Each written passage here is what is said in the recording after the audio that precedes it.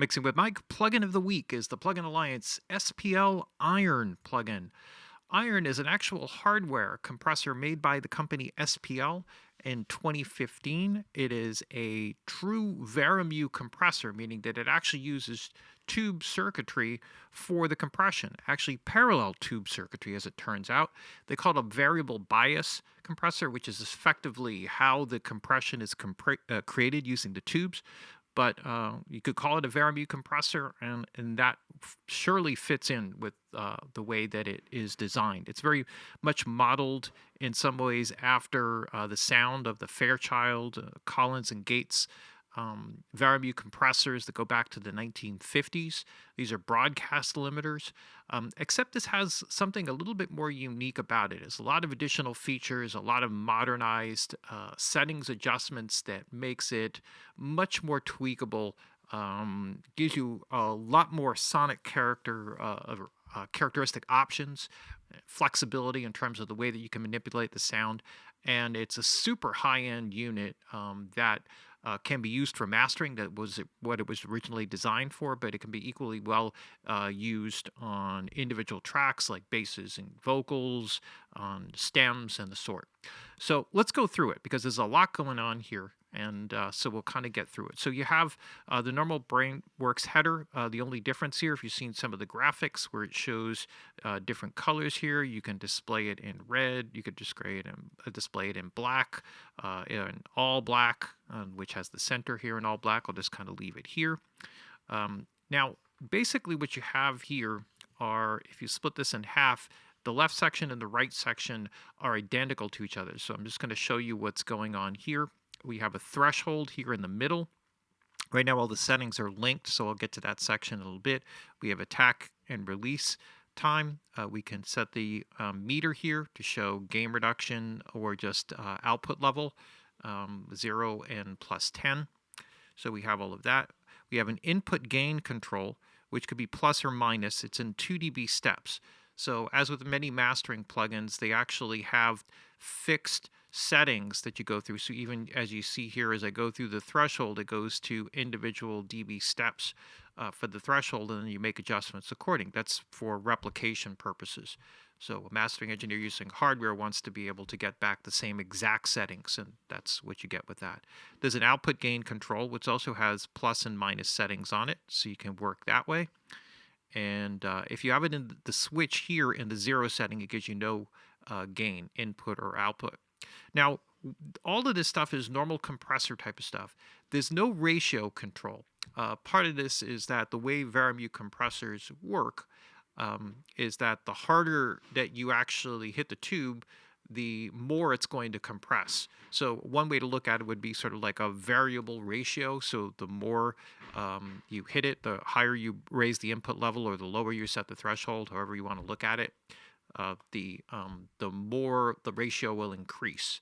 That's kind of the way that it works, but there's not a specific number, so it will change. There are some very unique things here. There's a rectifier circuit, and the rectifier circuit changes the attack and release characteristics. And so there are 6 different settings here with 6 different diode circuits. You have a couple of germanium ones, an LED, silicon one. These are also germanium ones over here on the side. And each one of those will change the characteristic shape and timing of the attack and release. So we'll get into that in a second.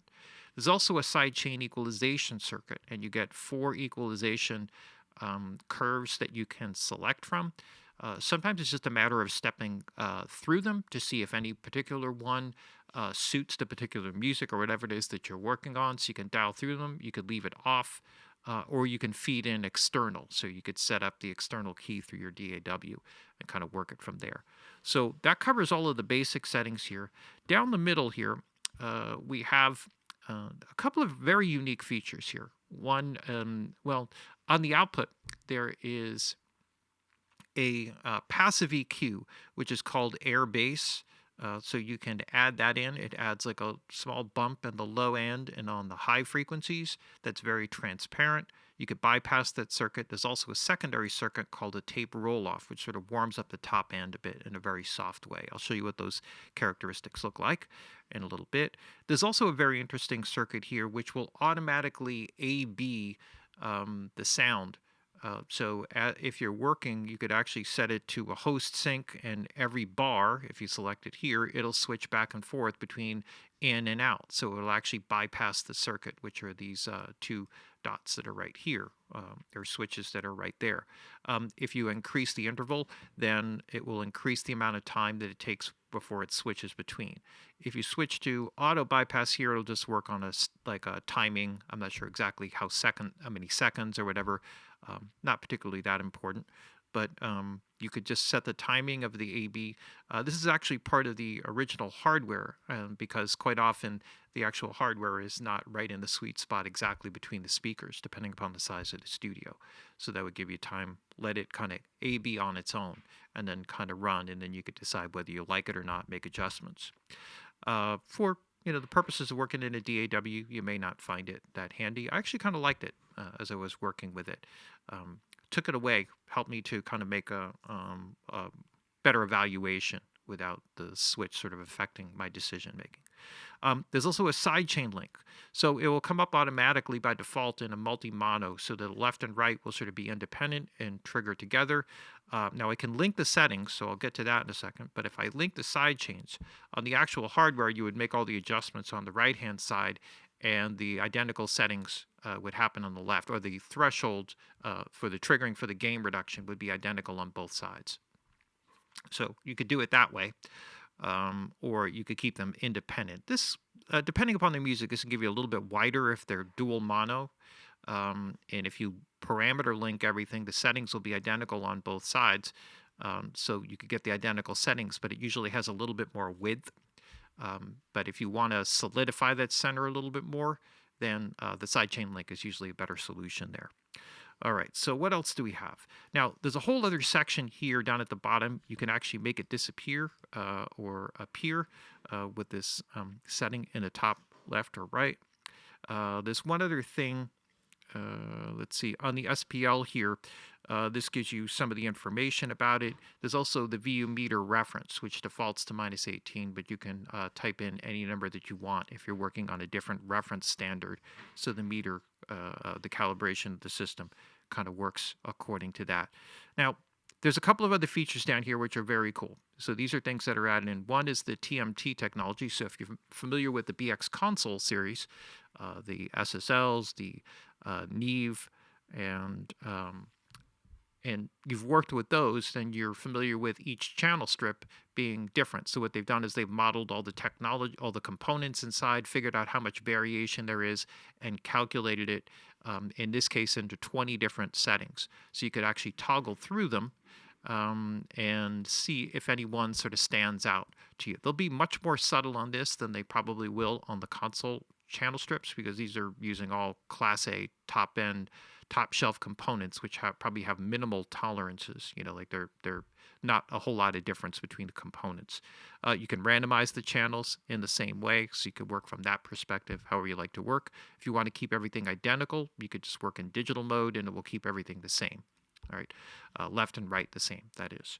Now, the parameter link will keep the parameters for left and right linked. Otherwise, they will be independent of each other. So that's as you would expect right there. You could also operate it in MS.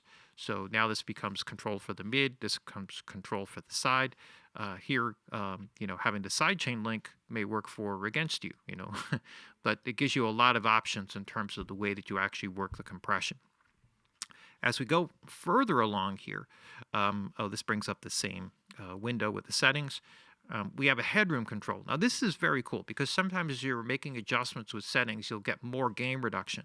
And what this does is it will adjust the input. If I go this way, it will lower the input and raise the output by the exact same amount. And this way you can kind of quickly balance out the gain reduction. Very smart idea. Because particularly as you're going through some of the different rectifier settings, you may find that the same basic attack and release may give you a whole lot more gain reduction. and I'll explain how that works in a little bit. Now, if you're not into the EQ sidechains that are available here, you could just use the standard high-pass sidechain filter, which is here, which goes from 20 hertz up to 666 hertz.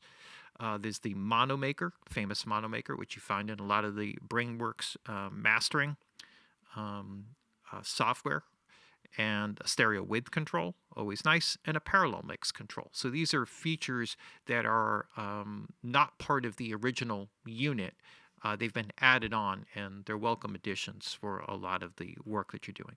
Now, when you go through using this, I'll explain a couple of the different things, because the way that it will fundamentally work and the way that you're going to start working here is by setting attack, release, and threshold settings, and kind of, working the compressor the way that you normally would. But the approach is going to be greatly affected by the rectifier settings. So I just want to quickly go over the rectifier settings quickly, just to kind of show you what that means. So there are 6 different rectifiers. So you see them divided up. This is the first one, the second one, the third one. You see the numbers actually right here. So it'll show you in, I'm not sure if that's millifarads or microfarads. I think the micro symbol is like a U with a little tail on it. And then there's nanofarads here for those, for the silicon and germanium settings over here. But you'll see that the release and attack and release settings here will vary based on this. So the rectifier circuit is part of the sidechain circuit. So the signal comes in, it splits, it goes through a bunch of different processing along the way. One of the things that it goes through is an optical circuit, which sort of optical limiter, which kind of cuts down some of the peaks so that the processing that goes through the tubes themselves actually works with less distortion. And so that becomes a very effective way of making the compressor more responsive and having better harmonic distortion ratio, right? Lower harmonic distortion created. Now, so when you go through this, if you think about it, the first 3 settings here are going to essentially give you fast, medium, and slow attack/release settings, right? So that's, if you kind of think of it that way, if you're working for something more responsive, you're going either the first setting, medium, the second setting, slower, the third setting, because you could see the times go all the way up to 5 seconds on the release, where here they go up to, only up to 250. When you go over to the other ones here on the right, you'll find that they're significantly faster here on the attacks. Okay, so what you have here on the attack side is something that's fast, super fast, and then ultra fast as overall settings. And you could see also reflected here in the release times 80 to 300, 30 to 130, 20 to 170. So let's just go back to the system here and just kind of take a look. So as you're going through, you could think like, I want this to be more responsive, so faster attack and release times. You're going here on the first one, germanium. The second one, more medium, LED, slower, and then you're going through the much more responsive ones on the right-hand side. Now, you can still do this by ear. When you do the settings, you're not going to see the needle move as fast as some of those numbers are going to reflect. Just keep that in mind. As you're working through, you have 6 different preset attack and release settings. So those follow the 6 sets of numbers that you see over here. All right, so they go fast to slow. And essentially that works with each setting. So if you keep that in mind as you're kind of working through it, then you'll basically be able to kind of work your way through getting some sounds here a little bit better.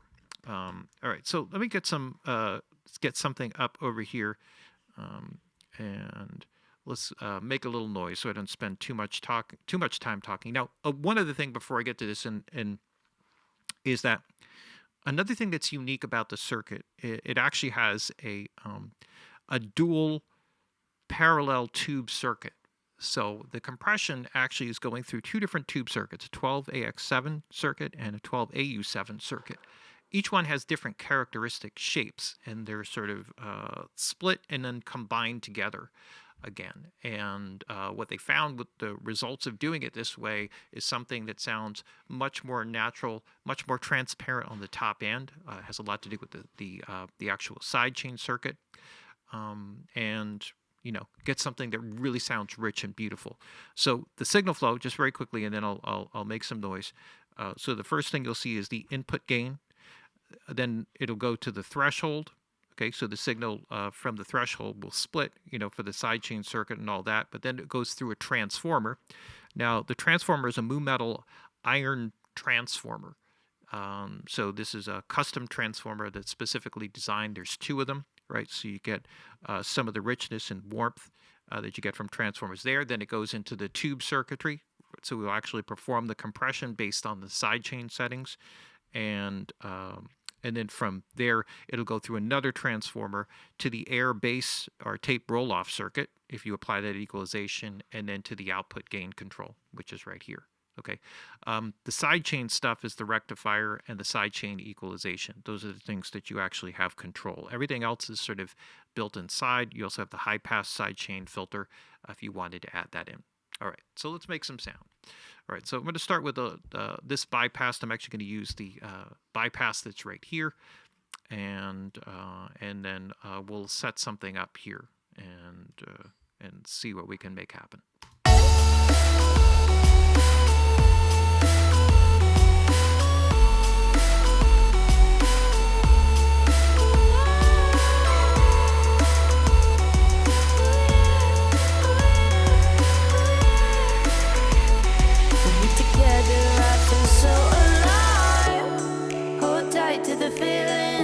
Okay, so this is what we got. So we have like an EDM track here. So what I'm going to do is I'm going to start with something here that might be a classic averaging thing that you might do. So what I'm going to do is I'm going to start with a slower, kind of slower on the attack and release times. I'm going to use the number 3 setting, the LED. So this is going to give me something a little bit on the longer side overall. Maybe on the release, I'm going to go here. Just slightly faster. This will create kind of an averaging thing, and I'm going to bring up the threshold here. We'll deal with some makeup gain, and then I'm going to do something here that's probably going to be like along the lines of a parallel mix kind of circuit.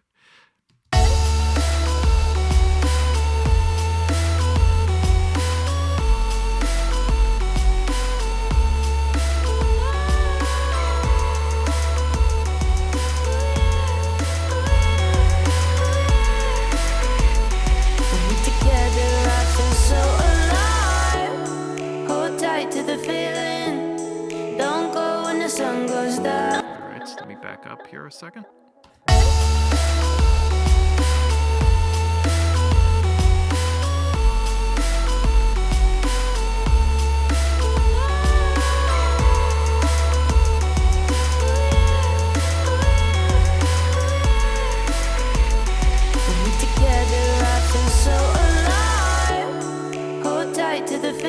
So the idea here is that by having a slowish attack and slowish slow release, then and I can make the release a little bit faster if I want to. What I can do is have it sort of average out the music, and you can hear how it adds like a solidity to all the sounds, like a nice focus. Now, the makeup gain, because it's in 2 dB steps, is not going to allow me to get it exact, so it's a little bit louder. But if you get the basic idea, you can kind of see what's going on with it. Now, there's one other thing that I forgot to mention here, which is the tube bias. Now, you can make it so that the overall saturation is higher for the tubes. Right now, it defaults to a low setting, which is going to be the most transparent. But I can also make it, give it a bit more grit and give it a heavier compression. So let's listen to that.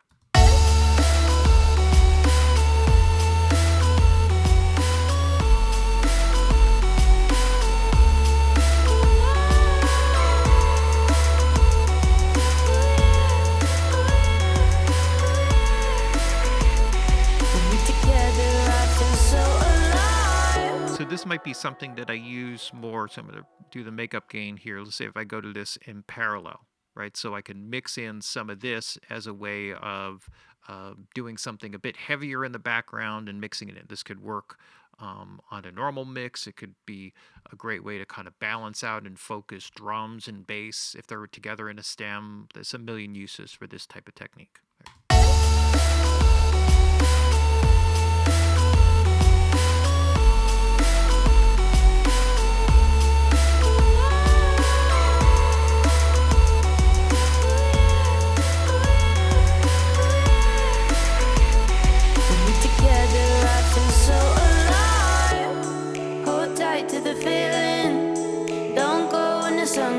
down, sun goes down.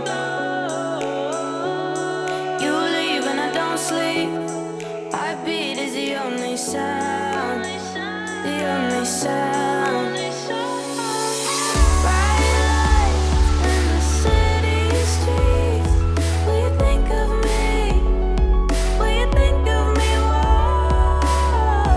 So you could hear how it really brings the sounds into focus. There's so much that you can, pull or derive, just from this approach, working with the tube bias setting and the parallel settings. It's just loads of fun stuff that you can get to here. Okay, so let's go back to something that's a little bit more responsive and just kind of show you how it can also kind of breathe a little bit more or breathe a little bit more life as opposed to doing something that's more focused. So here I'm going to go with a slower attack. I'm sorry. Let me reverse course on that. A slower attack and a faster release here on this to kind of get something that maybe will breathe a little bit more. So I'm going to go here. I'm going to kind of move around a little bit between the first germanium setting and then the last three over here, because these give you much faster settings. So let's see if there's some kind of characteristic that we can draw out of it that way. I'm going to bring my output gain back over here, put my mix to 100%, bring back my threshold, and let's see if we can set something up.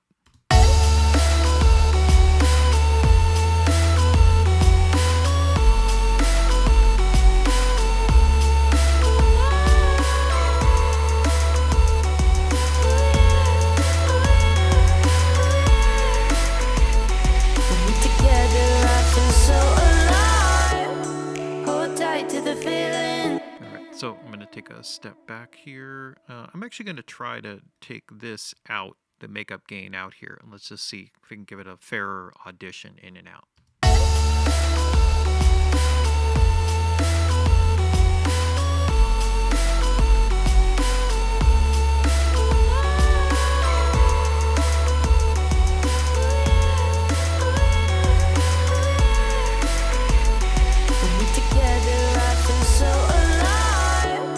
Even with the lower output gain, you could hear how it still really pulls things into focus. I think I'm going to go here to the out course because I think I have more space there where it'll play over a longer period of time. So let's experiment here with the other settings here and compare that to, just kind of dial through them just so you can kind of get a sense of what the differences are.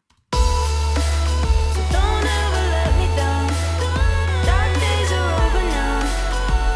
We can get lost in each other's minds. No, I would never let you down. Dark days are over now. When we're together, I feel so alive. Dark days are over now. Dark days are over now. Dark days are over now. Alive. Dark days are over now. Dark days are over now. Dark days are alive. In some cases, this is probably a little bit more subtle than I'd like it to be for the example, but to me, it can hear as I kind of go up higher and it kind of goes more towards the ultra fast settings here that it sounds a little choked, like it's kind of choking the transient a little bit. Now, I want to bring in one other thing here, which is the sidechain equalization, and kind of work with this. Now, the sidechain equalization is, let's see if I can draw this up. Here we go. The sidechain equalization circuit, there are 4 basic presets. If you have it off, it effectively is running more or less flat across the frequency spectrum. If you see here, this is 0. These are 2 dB increments just to kind of give you a measure for what's going on. So if we go to preset 1 here, maybe hard to see the colors here, but I can see them well enough. You could see here that the low frequencies start at a lower level. It sort of peaks up here in this 500 to 1K range, so it's giving you more, it's going to focus more on mid-range frequencies, right, to drive the compression. It's going to dip down for mids in the 2-3K range, and then it's going to stay lower and less responsive to higher frequencies, which generally don't drive a lot of gain reduction. Preset number 2 here has more focus on low and low mids, right? Then it dips in that mid-range area. So this is going to better for more averaging compression, and then less responsive on the higher frequencies. So this is going to be driven a bit more by the lower frequencies. And then with the addition of the sidechain filter, you can also tailor that. Preset number 3 kind of focuses a little bit more on sub frequencies, dips in the lower mids, and then kind of goes across and stays lower but relatively flat as you go up the spectrum. And preset number 4 kind of focuses a bit more smoothly on the lower frequencies, kind of dips slightly in the mid. There's a deeper, steeper dip in the upper mid, so maybe less responsive to some of the transients, and then more focus on the high frequency response. So let's see how this, if we go through some of these different settings here, and it's just as simple as this. You get the responsiveness that you want, or you get some basic sound that you want. So let's just start with the settings that we have here. You go through and see if this helps to make it more or less responsive. And if they don't, you just leave it off. Right? Don't ever let me down. Dark days are over now. We can get lost in each other's minds. No, I would never let you down. Dark days are over now. With you together, I feel so alive. Dark days are over now. Dark days are over now. Dark days are over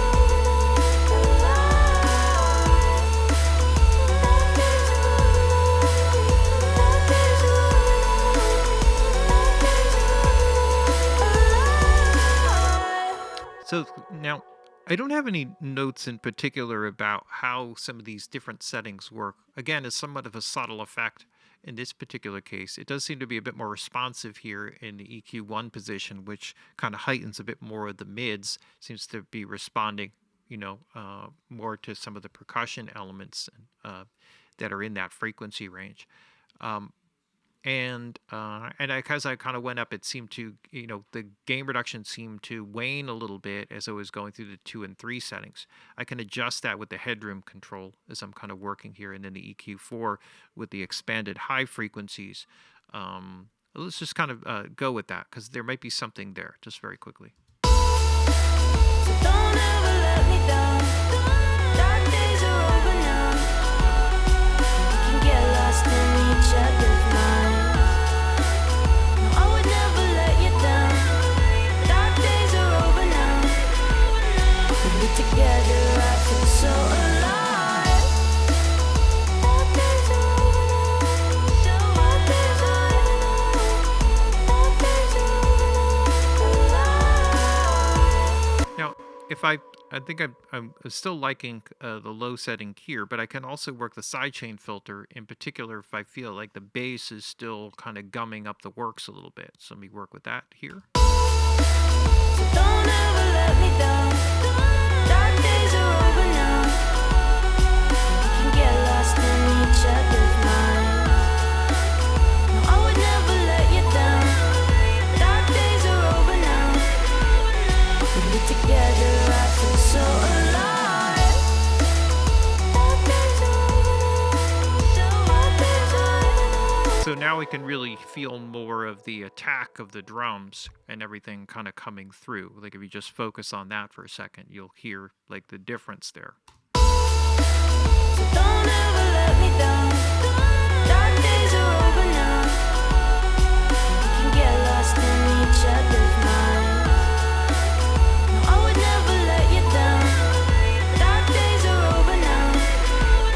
With you together, So you get, all of that. On top of all of this, as if all of this wasn't enough, and when you start going through all of the options, particularly working in a mastering setting, it kind of builds and it builds and it builds, and you have all kinds of additional things that subtleties that occur. Now, this is not a finished mix, probably not completely ready for going through a mastering session. So it sometimes in a more completed mix, you would hear much more bigger differences as you go through some of the settings here, but it should be enough to give you an idea. You could already just hear like how powerful and focused it makes it sound. That alone is worth every penny. I'm just going to show you the Airbase and the tape roll-off here and just explain a little bit about that. So let's start by listening to it. This is the Airbase setting. Don't ever let me down. Dark days are over now. We can get lost in each other's minds. No, I would never let you down. Dark days are over now. When we're together, I feel so alive. Okay, so you could hear what's going on here, and I'll just show you what the graphic of that looks like. The basic Airbase setting is up here, where you get a 2 dB boost down like somewhere around 50 hertz. Okay, it kind of goes in. Now this is a passive, super high-end passive equalization circuit, so it's very clean and transparent. You don't hear any phase rippling or anything like that. Very musical. And then you get sort of the frequencies building here. Again, this is only 2 dB, going up somewhere around like 15, 16K. And then dropping off after that as you go up towards 50 kilohertz. Now, without anything, just bypass the natural circuitry will give you a very subtle roll-off here as you go from, from like 10K up to 20K. Just to give you an idea, that's about a dB, so that's not a lot. And then if you go to the tape roll-off circuit, what that does is a subtle roll-off on the low frequencies. Again, this is just a dB and a half, and that's 50, so that's where you're like down at 20 hertz there with that roll-off. And then you got a steeper roll-off, which looks like a lot here, but even this, that's minus 4 dB. So, between here, that's still less than a first-order noise filter, which would, less than 6 dB per octave, put it that way, as you're kind of driving through there. So pretty subtle. And this actually can help when you have something that sounds a bit harsh. You can kind of work that in, and it will help tone down some of the harshness. So let's listen to that. Don't ever let me down. Dark days are over now. We can get lost in each other's minds. No, I would never let you down. Dark days are over now. When we're together, I feel so alive. Dark days are over now. Dark days are over now. Dark days are over now. So that has a really great warming characteristic to the top end, which can sometimes have a buildup of aliasing artifacts from piling up plugins, especially analog emulations and mixes and stuff like that.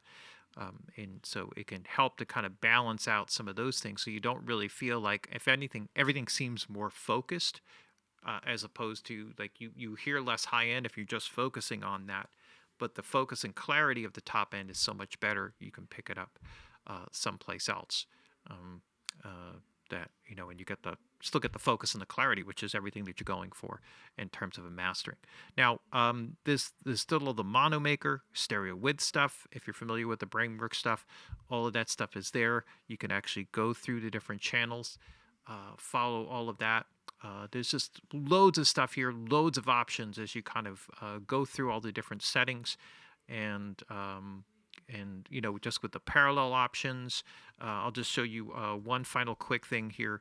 One final quick note. I had put something on the vocal here, and I put one of these on the vocal last minute in parallel, and I did the red face here because it's a red channel for whatever reason. So let's just hear what this sounds like. Hold tight to the feeling. Don't go when the sun goes down. Sun goes down. You leave and I don't sleep. Heartbeat is the only sound. The only sound. Bright lights in the city streets. Will you think of me? Will you think of me? Whoa, let go. I try what I'm doing here just quickly is like a parallel. You can hear how it brings in like the focus and clarity and warmth in the vocal, makes it sound more organic. Um, Fast attack, kind of medium fast kind of release, but all of that is slow because I'm on that LED setting, so that fast attack is just very quickly. If I go through that, the fast attack in the number 3 setting is 3 milliseconds, but the release characteristic is up until like a second. So it's, seems like it's not a lot. Actually, the 3rd setting, so it's a couple seconds there.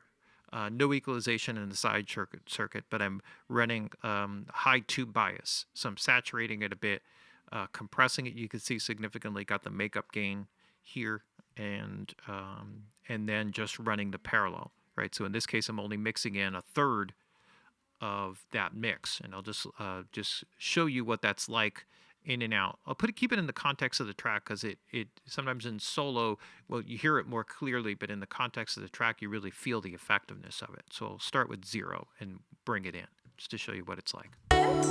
Hold tight to the feeling. Don't go when the sun goes down. Sun goes down. You leave and I don't sleep. Heartbeat is the only sound. The only sound. Bright lights in the city streets. Will you think of me? Will you think of me? Whoa, let go. I tried 1,000 times, but you're all I need. Yeah, you're all I need. So I think you can even hear that even more clearly. I pushed it up to about 2/3 just by ear, and again you can hear like the focus, the clarity, and the warmth that it brings in. Very powerful unit. So it's valuable for mixing as well as mastering purposes. But really an amazing surprise. This wasn't something that I was generally expecting. And then all of a sudden got an email, looked at it, opened it up, started playing around with it, and realized it's like this is a must-have, like immediately, for any mastering engineer. But if you are looking for something that's really high-end and very powerful for bringing warmth and body, and focus into anything, this thing is money in the bank for you. So great one, by Brainworks, or actually by SPL, I guess in conjunction with the Plugin Alliance and Brainworks, all the Brainworks settings that you know and love. And it's mixing with mics. Plugin of the week, Plugin Alliance, SPL Iron.